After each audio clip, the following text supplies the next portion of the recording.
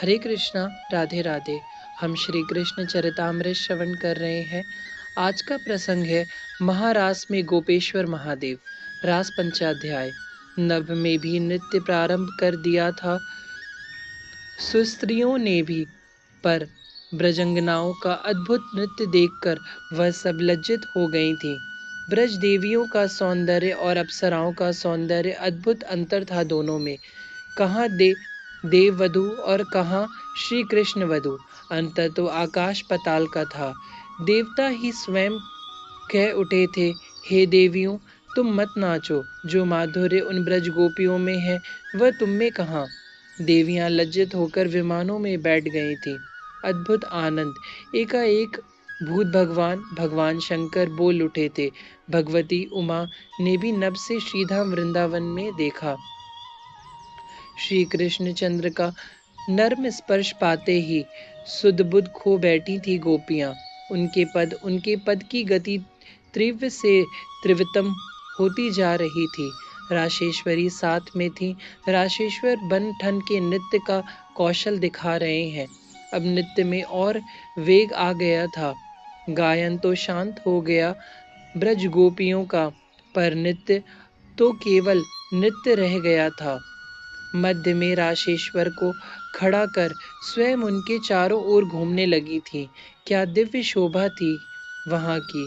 गोपियों के करधनी की ध्वनि, नुपुर किंकड़ियों की ध्वनि, यह अनंत गोपियों की जब एक साथ बज उठी, तब नभ में देवऋषि नारद जी भी नाच रहे थे। गंधर्वों से बराबर कह रहे थे, देवऋषि कुछ तो बजाओ वाद, तुम्हारा वाद धन्य हो जाएगा। ऐसी दिव्य वेला में नहीं बजाओगे तो कब बजाओगे। पर क्या बजाते, क्या उनसे बजाया जाता। नहीं बजाया गया। वह कोशिश कर रहे थे, पर यह महारास था। इसमें कौन सा सुर उठ रहा है और कहाँ जा रहा है, यह महासंगीतज्ञ गंधर्व भी समझ नहीं पाए।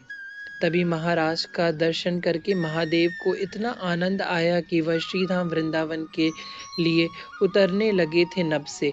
भगवती उमा को सावित्री ने कहा, महादेव तो लगता है वृंदावन ही गए।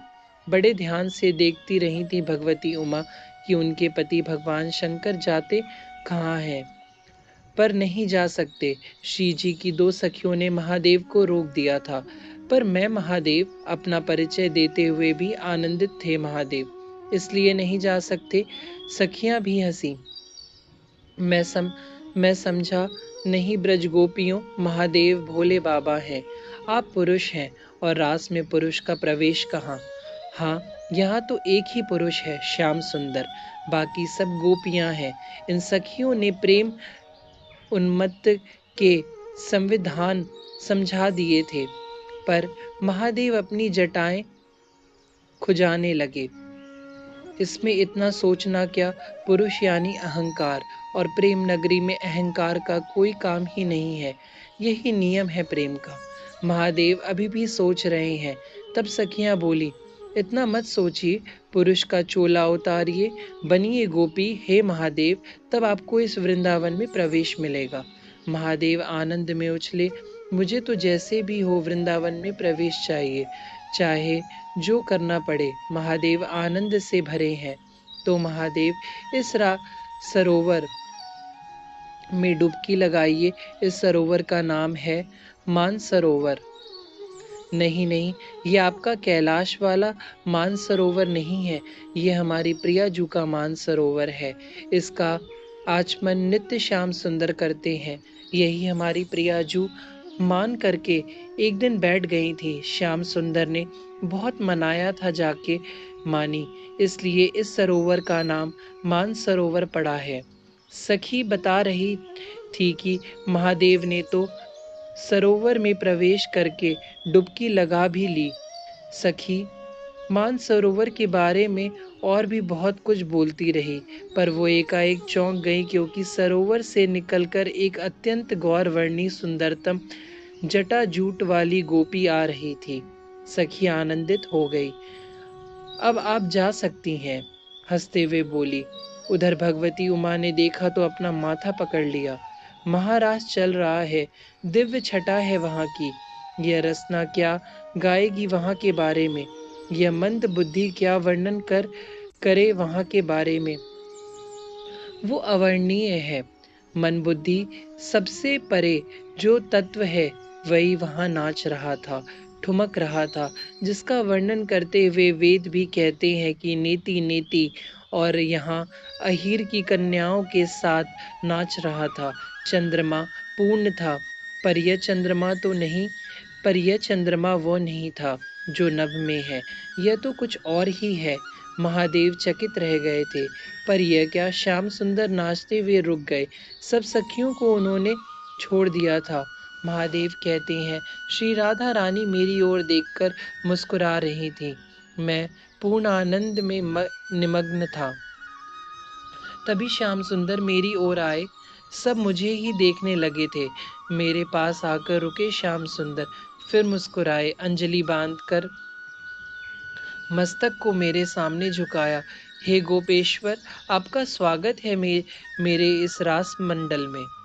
ओह, मेरा नाम भी रख दिया था श्याम सुंदर ने, गोपेश्वर। अच्छा नाम है, पर मैं कुछ और कहता उसके पहले ही श्याम सुंदर ने मुझे गलबैयां दी और अपने रास मंडप की ओर लेकर चल दिए। हाँ, मेरे सर्प बिच्छू मुझे परेशान अवश्य कर रहे थे, क्योंकि वह सब मेरे देह से चिपके हुए थे। मैं डर इसी बात से रहा था कि कहीं ये बाहर ना आ जाए, और आने की कोशिश में थे, पर बाहर मैंने उन्हें आने नहीं दिया। श्याम सुंदर ने मेरी पूजा की और सब सखियों से करवाई। मेरी जटाएं श्याम सुंदर ने खोल दी थी, मुझे मध्य में विराजमान कर दिया था। बिलपत्र मेरे ऊपर अत्यंत चढ़ाए होंगे सब सखियों ने, और स्वयं इन अनादि दंपति श्री राधा कृष्ण ने पुष्पों से मुझे ढक दिया था। अर्क पुष्प, मल्लिका की मालाएं, पराजित के पुष्प, मैं तो गदगद था। फिर मुझे उठाकर मेरे साथ राशेश्वर ने नृत्य भी किया। मेरी अर्धांगिनी उमा, वो तो मुझे देखकर बराबर माथा ही पकड़ रही थी। मैंने उन्हें बुलाना चाहा वृंदावन में, पर मेरे बुलाने से क्या होता है। बिना अहंकार से मुक्त हुए इस श्रीधाम में कोई प्रवेश भी तो नहीं पा सकता। आप मेरे गोपेश्वर हैं, यह कहते हुए मुझे आलिंगन किया था मेरे श्याम सुंदर ने। ओह, हरे कृष्णा, राधे राधे।